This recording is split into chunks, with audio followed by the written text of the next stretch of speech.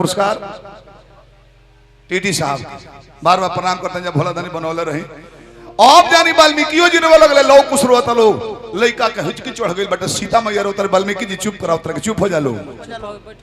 आगे के हमार लेखनी जौन बात तो पूरा करो लो। राम जी जानते रहे कि हर माई पवित्र बड़ी बबुआ ओकर बाद तक बड़े प्रजा के मन में संदेह बा आई दूर कोई तहरा लो काम बा पूरी समाज में तपस्वी रूप में जाके लोग कुछ गाँव गाँव अयोध्या के नगर घूमत आलू आ राम कथा कैसे जन्म भइल समय कम राम कथा कहत आलू जन्म कैसे भइल वनवास कैसे भइल ब्याह शादी कैसे भइल रहे केंगा सीता के अग्नि परीक्षा सारी कथा जब सुनले वालो अयोध्या वासी लो हर हर सबका लोर गिरत हवे सभे पछतावा में डूब गइल बा कि हमनी के धर्मावती माता रही है सीता आ उनका के हमनी के चलते प्रभु जी वन में भेज देले दरबार में जाके दूत लो समाचार सुनावता जग चलत रहे अयोध्या में भगवान कहनी कि सायं प्राम रखल जे लोग के जौन सायं संध्या काल होले वही में वो लोग के प्रवचन सुने के बाद बुलाओ लो आ सारी दरबार में कुशीला माता सुमित्रा माता केकई वशिष्ठ बाबा विश्वामित्र बाबा राम लक्ष्मण भरत शत्रुघ्न उर्मिला श्रुति कृति मांडवी सारी प्रजा के सुझा बैठल बलो आ लौ कुशा के लागो लुगागा के सुनावे पूरी रामायण के कथा। अब वो जवा ले गोइल बालू जहाँ सीता के वनवास भइल बा आ तले वाल्मीकि जी सीता के लेके आवता रहे पूरी प्रजा रोवती आ राम चारू भाई रोवतनी लो साधु जितना महात्मा बैठे बल रोवत लो बंदर में जो बैठे रहे वो रोवत रहे केहू के आंख बिना लूर कर रहे ना मान वाल्मीकि जी कहले कि हे राम अब सबका संदेह दूर हो चुका है सीता को ग्रहण कर लो मैं अपने तपस्या का बल जितना भी अर्जित किया हूं मेरा सारा पुण्य छिन्न हो जाए नष्ट हो जाए अगर मैं झूठ बोलूं तो तुम सीता को ग्रहण कर लो। राम कहले गुरुदेव वो भी ग्रहण कर ले हमारा कोनो दिक्कत नहीं है लेकिन इतने जानो कि हम एगो राजा हैं एगो जज के सामने गाँव में मर्डर कर देव कोर्ट में जज बैठी तो जज उतर के ना कही कि तरह के मर्डर देख ले सबूत चाहिए कि मर्डर किया किसने है कहले तब कहले कि सीता का हम ग्रहण कर ले बाकी सारी प्रजा के सामने अपना पतिव्रता धर्म निभावला के परीक्षा देवे हाथ जोड़ लड़को ना है सरकार परीक्षा देते तब थाक होइल बानी माई का प्यार ना मिलल धरती के गोद से पैदा लेनी हम हड़िया में घड़ा में माई बाप तक जनक जी सुने ना जी मान दे हलो है हमरा का ढेर बा शादी ब्याह भइल होइगा रोवत रोवत परले भीतर है कई राजा आइले कोइले तब धनुष टूटल हो परीक्षा हमारा है घर वाइनी बाल बच्चा लेना भई रहे वनवास से चल गइनी ओहो में औरी दुख रावण लेके गइल रोज चिनावे रोज सतावना देऊ ओहू ले दुख पतिव्रता धर्म निभाते हुए जब प्रभु जी हमरा के ग्रहण करे के बेराइल तो अग्नि परीक्षा लेहनी ओहू ले दुख जब फिर अयोध्या होइनी अग्नि परीक्षा देके तो एगो धोबी के कहला से बेबतौले हमरा के अब वन में भेजवा दो अब ना अब थाक गइल बनी भोजपुरी औरत कैसे मिल खेली हमरा गोयत्री बाबा के तनी भर मुखड़ा अब के और अंतर दोसर आरे विपत्तिया में डलले अरे दाई बा अब विपत्तिया में डलले रे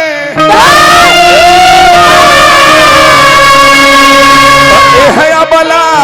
अवरतिया के विपत्तिया में डलले रे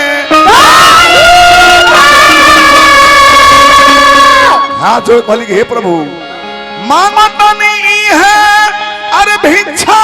हो अब ठाक कोई नहीं देत दे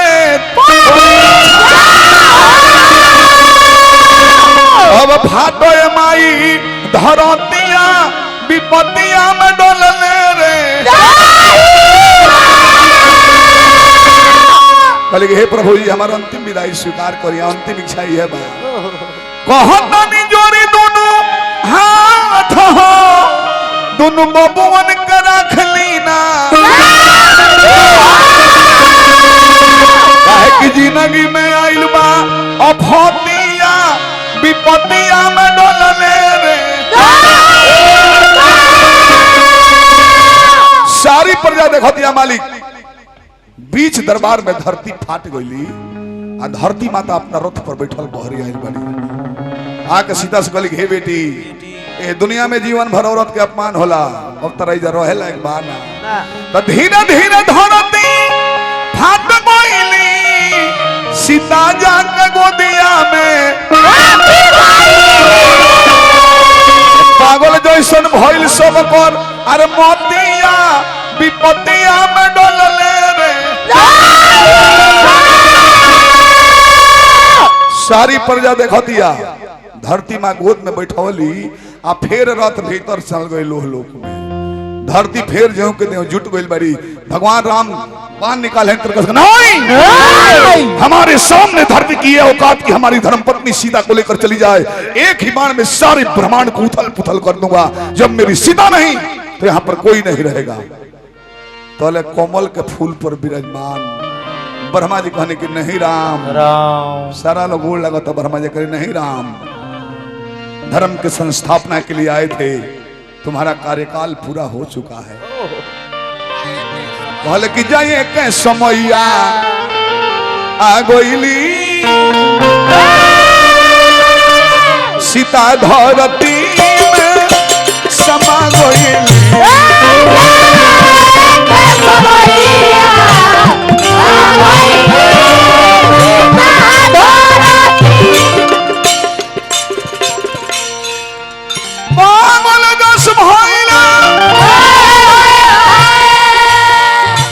प्रभु श्री राम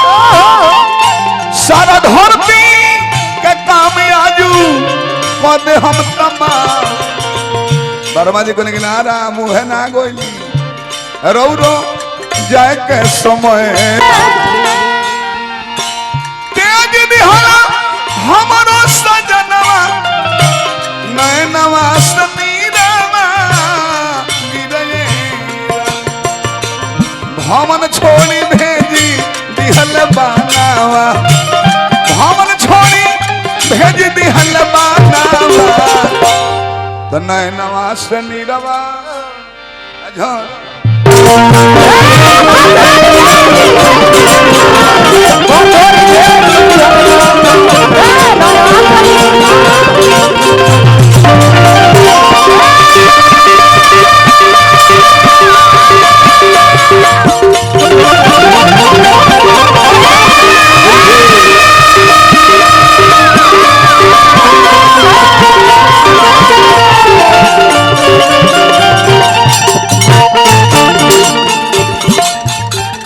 अरुण भैया पुरस्कार दे हमरा के 100 रुपया के संग संग मंजेश बाबू हजारों हजार पुरस्कार आप भी प्रणाम भवन छोड़ी भेजे भवन छोड़ी तेज दिहला हमारा सजनवा नैनवा समीरवा झरे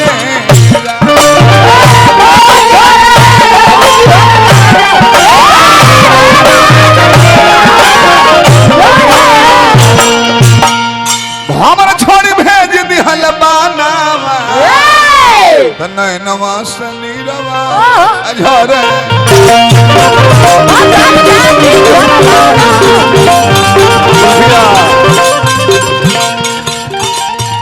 सोनाली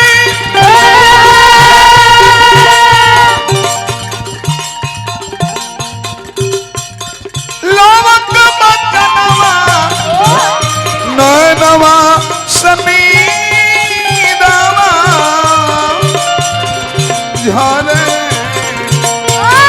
हमन छोड़ी भेजी दिहल बानावा नैनवा समीरवा अरे हमन छोड़ी भेजी दिहल बानावा नैनवा समीरवा अरे नैनवा समीरवा नैनवा समीरवा नैनवा समीरवा झरे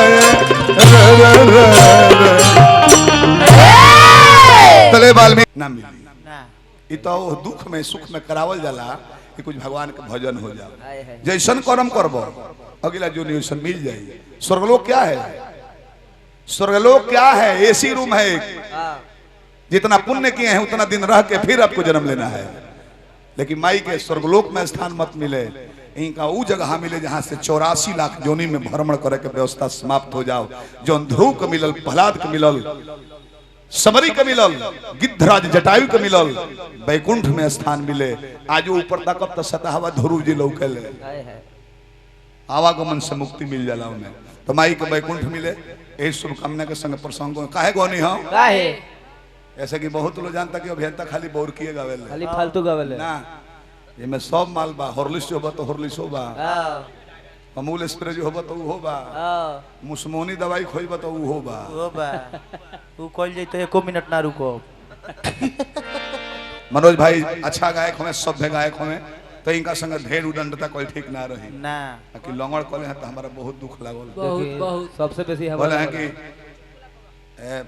लेटिंग जाए कर है शौचालय, करिया कपड़ा पहनले रहनी, हम माँ बन के जात रहनी। ई देख ले ये मर्द तू केना देख ले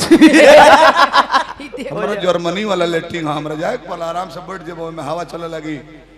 धुआं के नहीं खे बटम दाब देबो